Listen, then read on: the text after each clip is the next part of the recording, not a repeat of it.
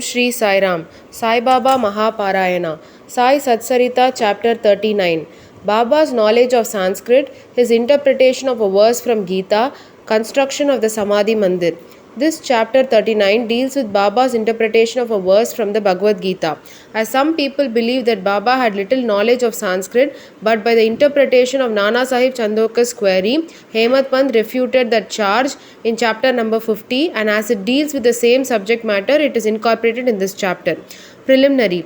Blessed is Shiradi and blessed is Dwarakamai, where Sri Sai lived and moved until he took Mahasamadhi. Blessed are the people of Shiradi whom he obliged and for whom he lived there. Shiradi was a small village first, but it attained importance on account of his contact and became a Tirtha, holy place of pilgrimage. Equally blessed are the women folk of Shiradi. Blessed is their whole and undivided faith in him. They sang the glories of Baba while bathing, grinding, pounding corn, and doing other household work. Baba's interpretation. Nobody believed that Baba knew Sanskrit. One day he surprised all by giving an interpretation of a verse from the Gita to Nana Sahib Chandorkar. A brief account about this matter was written by Mr. B.V. Dev, retired Mamlatar, and published in the Marathi in Sri Sai Leela magazine, volume 4, and short accounts of the same are also published in Sai Baba's Charters and Sayings, page 61, and in the Wondrous Saint Sai Baba, page 36, both by B.V. Narasimha Swami. Mr. B.V. Dev has also given an English version of this in his statement dated 1936 and published on page 66 of Devotees Experience Part 3 by Narasimha Swami. As Mr. Dev had got the first-hand information about this subject from Nana Sahib himself, we give below his version. Nana Sahib Chandorkar was a good student of Vedanta. He had read Gita with commentaries. He fancied that Baba knew nothing of Sanskrit texts, so Baba one day pricked the bubble. These were the days before crowds flocked to Baba when Baba had individual meetings at the mosque with such devotees. Nana Sahib was sitting near Baba and massaging his legs and muttering something under his breath. Baba said, "Nana, what are you mumbling to yourself?" Nana said, "I am reciting a shloka verse." Baba said, "What shloka?" From Bhagavad Gita was Nana's reply. Baba said, "Say it loudly." Then Nana recited the sloga, which is Tatvidi Pranipatena Pari Prashayana Sevaya Upadeshayanti Te Jnanam Jnanas Tatvar Darshina. Nana, do you understand it? Baba asked. Yes, he said. If you do, tell me its meaning. It means this: making Shashtanga Namaskar, that is prostrations, asking the Guru, serving him, learn what this knowledge is. Then those who have attained the real knowledge of the Sattvastha, Brahma, will give you Upadesh, instruction of knowledge. Baba said, Nana, I do not want this sort of collected purport of the whole stanza. Give me each word, its grammatical force and meaning. Then Nana explained it word by word. Baba said, Nana, is it enough to make just mere prostrations? Then Baba said, Then Nana said, I do not know any other meaning for the word pranipat than making prostration. What is pariprashna? Baba asked. Nana said, asking questions. What does prashna means? The same questioning was Nana's reply. If pariprashna means the same prashna question, why did Vyasa add the prefix pari? Was Vyasa off his head? Nana said, I do not know any other meaning for the word pariprashna. Baba said, Seva, what sort of seva is meant? Nana said, just what we are doing to you. Baba asked, is it enough to render such service? Nana said, I do not know what more is signified by the word seva.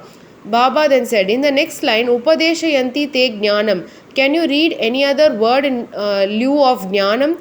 Yes, Nana said. What word? Ajnanam. Then Baba said, taking that word instead of jnanam, is any meaning made out of the verse? Then Nana said, no, Shankara Vyasa gives no such construction. Baba said, never mind if he does not.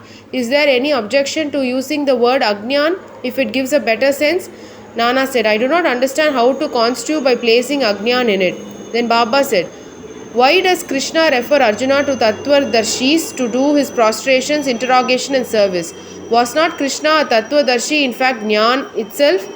Nana said, yes, he was. But I do not make out why he referred Arjuna to Jnanis.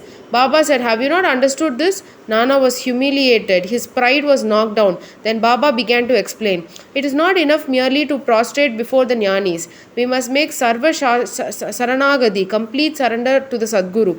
Mere questioning is not enough. The question must not be made with any improper motive or attitude, or to trap the guru and catch the mistakes in the answer, or out of idle curiosity. It must be of earnest with a view to achieve the spiritual progress or liberation. Seva is not rendering service with the feeling that one is free to offer or refuse service. One must feel that he is not the master of the body, that the body is Guru's and exists merely to render service to him. If this is done, the Sadguru will show you what the knowledge referred to in the previous stanza is. Nana did not understand what is meant by saying that a Guru teaches Ajnan. Baba said, how is Jnana Upadesh, imparting of realization, to be affected? Destroying ignorance is Jnana. The Dhyaneshwari commenting on Gita says that removal of ignorance is, O Krishna, O Arjuna, if dream and sleep disappear, you are yourself. If it is like that.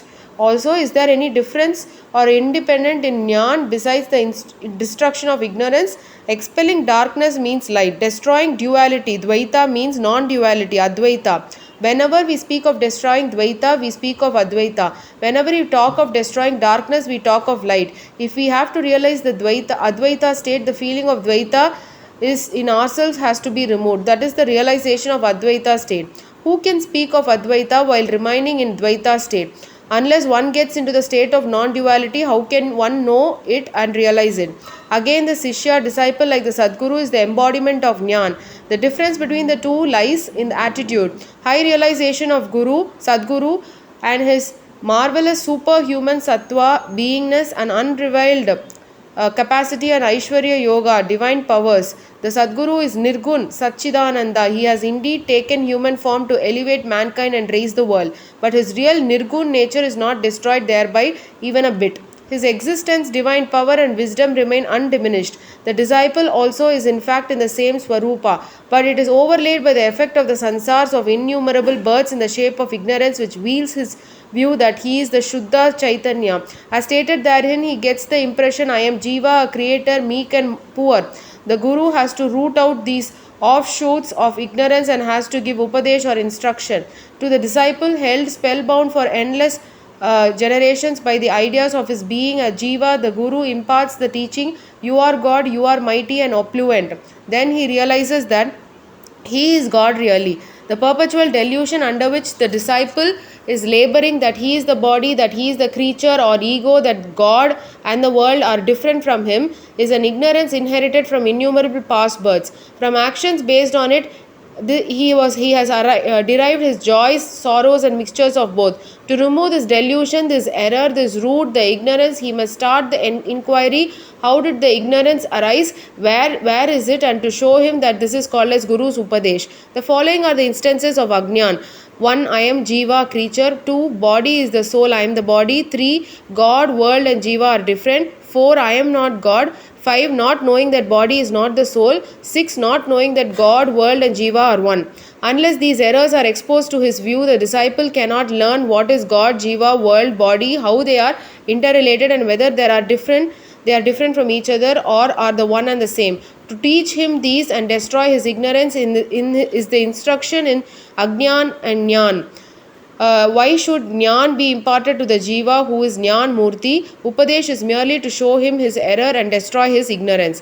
Construction of the Samadhi Mandir. Baba never made any fuss about things which he wanted to accomplish, but he so skillfully arranged his circumstances that the people were surprised at the slow but sure results attained. The construction of the Samadhi Mandir is an instance. Sriman Babu Sahib Bhutti, the famous multimillionaire of Nagpur, lived in Shirdi with his family.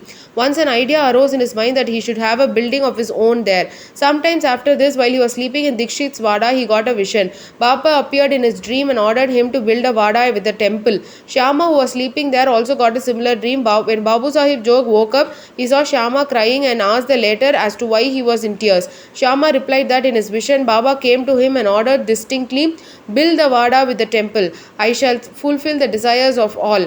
On hearing the sweet and loving words of Baba, I was overpowered with emotions. My throat was choked, my eyes were overflowing with tears, and I began to cry. Babu Sahib was surprised to see that both their visions tallied. Being a rich and capable man, he decided to build a Vada there and drew up a plan with Shyama, Madhavrao Deshpande.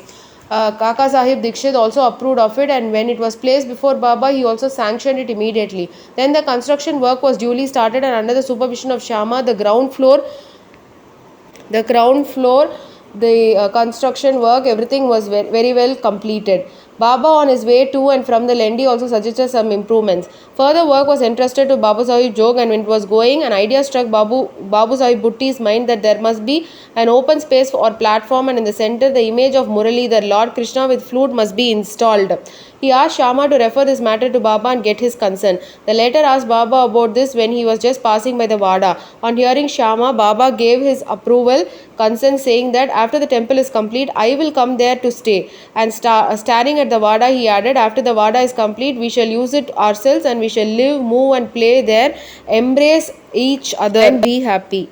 Then Shama asked Baba whether this was the auspicious time to begin the foundation work of the central room of the shrine. Baba answered in the affirmative. Then Shama got a coconut broken there and started the work. In due time, the work was completed, and order was also placed for making a good image of Muralidhar. But before it was ready, a new situation turned up. Baba became seriously ill. Babu Sahib became very sad and dejected, thinking that if Baba passed away, his Vada would not be consecrated by the holy touch of his Baba's feet, and all his money would be washed away. But the words "keep me in the Vada," which came out of Baba's mouth just before his passing away, consoled not only Bhutti but one and all. In due time, Baba's holy body was placed and preserved in the central shrine meant for Muralidhar, and Baba himself became Muralidhar, and the Vada thus became the Samadhi Mandir of Sai Baba. His wonderful Leela is unfathomable. Blessed and fortunate is Babu Sahib Bhutti, in whose Vada lies the holy and the pure body of Baba. Bo to Sri Sai, peace be to all. Om Sri Sai Ram.